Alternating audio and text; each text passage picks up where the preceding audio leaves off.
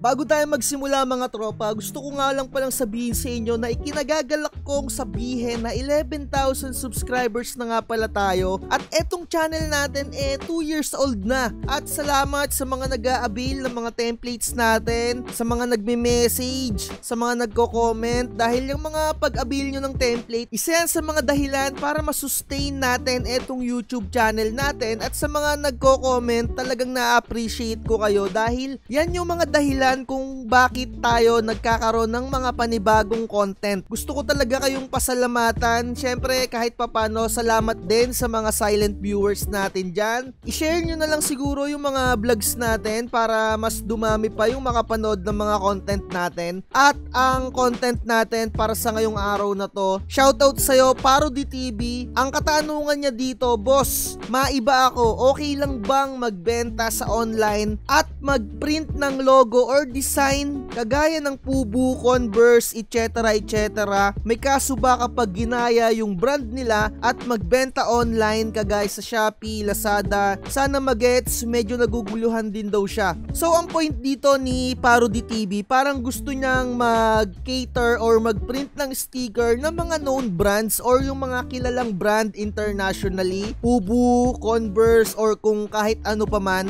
So sa katanungan niya, meron muna tayong ipapakita dito na mga mangilan-ngilan na item na sinabi niya, kagaya neto, Converse. So i-check natin kung Converse ba mismo yung nagbibenta neto. So hindi Converse yung nagtitinda, and meron din akong nakita dito na Playboy sticker na decals, at meron din akong ipapakita sa inyo na mismong Pubu na store, and meron din akong ipapakita sa inyo na Hello Kitty na design na sticker. So sasagutin natin yung katanungan neto ni Parody TV nang naaayon sa aking kaalaman at naaayon dun sa aking pinagtanungan din, na which is yung brother ko na attorney. So syempre unang-una mga tropa, hindi talaga pwedeng magbenta ng mga known brands na sticker. Syempre meron tayong tinatawag na copyright. Yung mismong item nila syempre protected yan ng copyright ng kanilang company. Pero mga tropa, syempre hindi natin mapipigilan yung sarili natin. Dito na papasok yung mga fan-made sticker, fan-made design, spoof brand design, and etc. etc.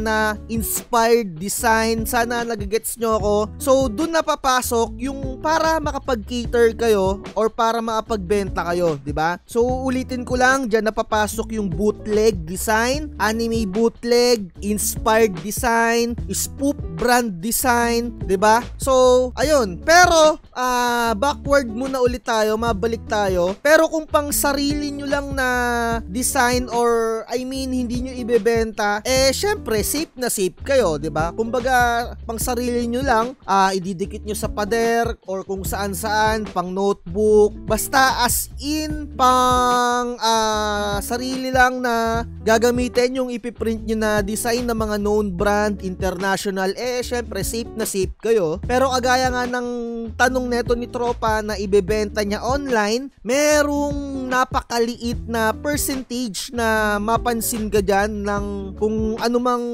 brand yung ipiprint mo international, pero napakaliit lang ng porsyento na pansinin ganyan. Siguro kung bebenta ka ng sticker na milyon-milyon, bilyon-bilyon, dyan siguro mapapansin ka. Eto mga tropang sinasabi ko, no, base lang to sa experience ko dahil napakarami namang nagtitinda din yan. Napakaliit lang ng percentage na, alam mo yon, na mapansin ka yan ng mga international brand. Pero hindi ko naman gayon masyado pinupursue na gayahin nyo yung brand nila. Medyo pinapalakas ko lang yung loob ninyo, syempre, 'di ba? Pero kagaya nga ng sinabi ko, para mas lumakas yung loob nyo na mag-cater ng mga known brands ng mga sticker or mga brands ng mga company, kagaya nga ng mga Converse, Pubu, gawin nyo na inspired design. Kumbaga medyo ipasok nyo yung fan-made 'Diba? Sana nagigets nyo yung medyo babaguhin nyo ng konti lang para hindi na lumabas na pinaka-original yung binibenta or yung kinikater ninyo. 'Diba? Or dyan na nga papasok yung mga bootleg. So ano ba yung mga bootleg? So i-google nyo na lang kung ano yung bootleg sa mga nag-a-avail ng mga templates or mga sticker design. Meron kayong makikita sa mga sulat doon or title nung inabil ninyo na sticker, anime bootleg design, NBA bootleg design. So eto yung ibig sabihin nun. A bootleg piece has no intention of marketing itself as the real thing. Kumbaga parang papasok na dyan yung mga fan-made or yung inspired, diba? And meron akong ipapakita sa inyo, etong anime design na to. So, eto yung tinatawag na picker design. So, sa mga gusto mag-avail neto, i-message nyo lang ako para makapag-avail kayo neto. Talagang medyo mabenta to sa mga bata.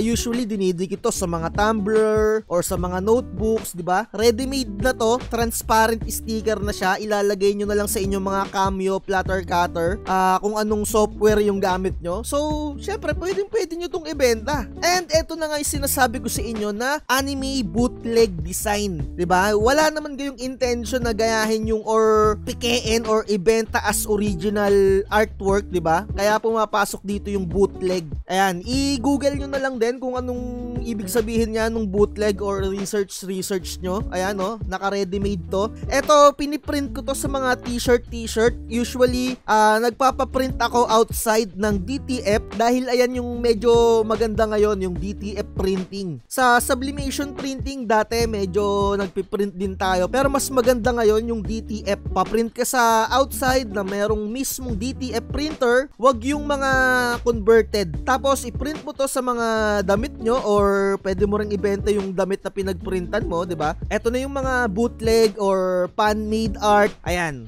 'di ba? So yung trip nun ni Tropa, yung mismong original nga na sabihin na natin na Converse, dito naman napapasok yung medyo safety tayo, yung spoof brand design. Kumbaga kagaya neto, yung Intel, 'di ba? Intel inside, Pogi inside, or Milo, mali, or Taghirap, ito yung medyo international brand, 'di ba? Hindi ko alam kung anong pinaka original neto, no? So eto yung Mars Pautang, ayan, 'di ba? So diyan napapasok. Kaya sinasabi ko sa inyo kung medyo mahina yung loob mo na kagaya nga ng sinabi ko, napakaliit lang ng chance na pansinin ka niyan ng mga international brand sa paggawa mo ng sticker kung nagbebenta ka. 'Di ba? Kung gusto mo na magbenta talaga, kung medyo mahina yung loob mo, gawin mo, medyo baguhin mo, gawin mong fan art or basta medyo may idadagdag ka na lang din. Pero kagaya nga ng sinabi ko, napakaliit lang ng chance na magkaroon ka ng copyright dyan or kasuhan ka ng mga known brands or mga kilalang brands. Para mas mapalakas ko pa yung loob ninyo, eto nakikita nyo sa screen, eto yung mismong binibenta ko, GoPro design na sticker. Piniprint ko to mismo at binibenta ko. Siguro alam nyo naman siguro yung brand ng GoPro, international brand ng action camera na talagang sikat na sikat. Piniprint ko talaga to at binibenta ko nga. So syempre pwede nyo rin tong gamitin or i-print. At sinasabi ko nga sa inyo, safe lang yan, hindi naman kayo papansinin yan. Basta wag nyo lang gagayahin yung mismong brand ng GoPro, yung kanilang camera, wag nyong pepekiin. Kung gusto nyong i-avail etong design na to, i-message nyo lang ako. Basta, iwasan mo lang na gayahin or gawa ng mga fan-made yung mga local brands, 'di ba? Kagaya ng mga High Minds or kung anong mga local brands. Basta, iwas ka lang sa local brands.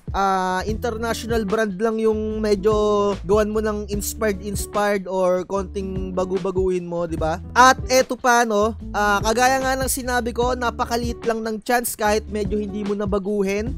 Eto nga, no, Converse, 'di ba? Basta lang, inuulit ko, sa pagkakaalam ko at dun sa pagkakakonsulta ko din dun sa brother ko na attorney din, bago ko ginawa tong vlogs na to, medyo ikinonsulta ko muna to. Sabi niya, basta wag nyo lang gagayahin yung mismong merchandise nung known brand na yon. So halimbawa, magbebenta ka ng kagaya neto, magpiprint ka ng design ng Pubu, tapos gagayahin mo, ibebenta mo siya as original thing na Pubu, yon, talagang iwas ka doon. Pero kung medyo inspired lang or sticker sticker, goods lang yan. Inuulit ko, basta wag lang yung mismong merchandise or yung mismong item yung gagayahin mo, kagaya neto, damit yung ibebenta mo o damit, di ba? Si Pubu, ayan yung original nila. Ayun. Sana nagigets nyo, no? Eto kagaya nga neto, di ba? Mga Hello Kitty, mag-print kayo ng mga Hello Kitty, hindi naman na kayo papansinin yan. Napakaliit lang nung chance na yun. Siguro 0.00001% lang yung chance na pansinin kayo ng mga known brands na mga trip ninyo, na mga international na ibebenta ninyo. Pero syempre, kahit papano, ipasok nyo dun sa medyo safety pa din kayo. Kagaya nga nung mga nabanggit ko, bootleg design and mga spoof brand design, kagaya ng mga ganyan, no? Napakadami naman din kasing gumagawa din eh. Napakaliit lang ng chance. Depende na lang kung kikita ka ng mga milyon dyan, tsaka ka siguro papansinin yan. Pero anyway, no, sa mga gusto mag-avail na itong sticker design natin, kagaya nga nito, Christian design na pang sticker, mga ganyan, Grace Upon Grace, ganyan, Not Today Satan, mga ganyan. Napakadami nito. I-message nyo lang ako. Nasa cloud server natin to. Sa mga nag-avail ng cloud server natin, nagagamit na nila to. Pwede nyo pa tong i-print sa mga damit, mga tropa. Ayan, kagaya ng mga ganyan. So, konting recap lang tayo, mga tropa, no? Sana naintindihan nyo yung mga pinagsasabi ko. Kung gusto nyong mag-print ng mga international brand na design, pwede naman, pero syempre, nandun pa rin yung kaakibat na copyright, 'di ba? Napakaliit lang naman yung chance. Kaya ang gawin nyo, i-bootleg or medyo baguhin nyo, inspired or spoof design, 'di ba? Ang masasuggest ko lang talaga, iwas kayo sa mga local brand na gagayahin nyo. Wag na kayo sa mga local. So siguro dito na natin tapusin tong vlogs natin na to para hindi na masyado humaba. Sana nagets nyo naman din siguro.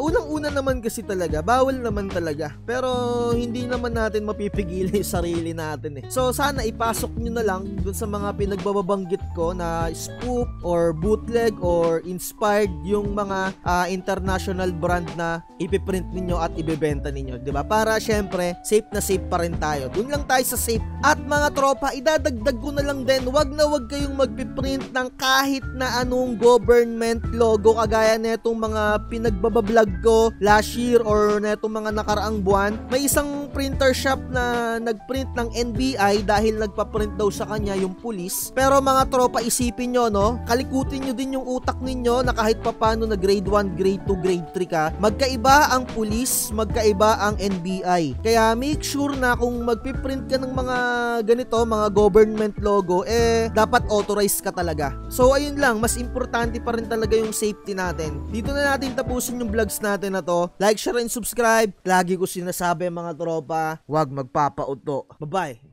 Huwag kang magpapauto, mag-isip ka sa pilian. Sa laro ng buhay, dama ang tampuhan. Di lahat ng nagpa-hype, siguradong totoo, sariling lang